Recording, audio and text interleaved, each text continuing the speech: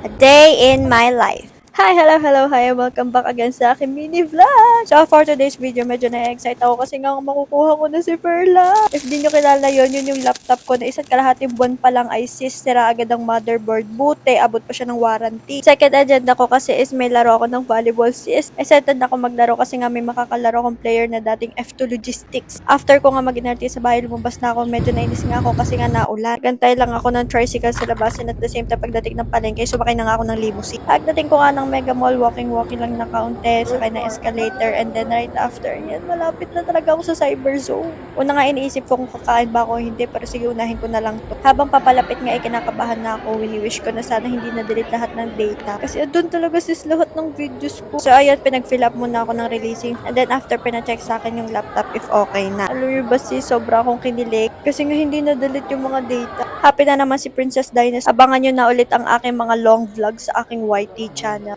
Bye-bye, thank you for watching!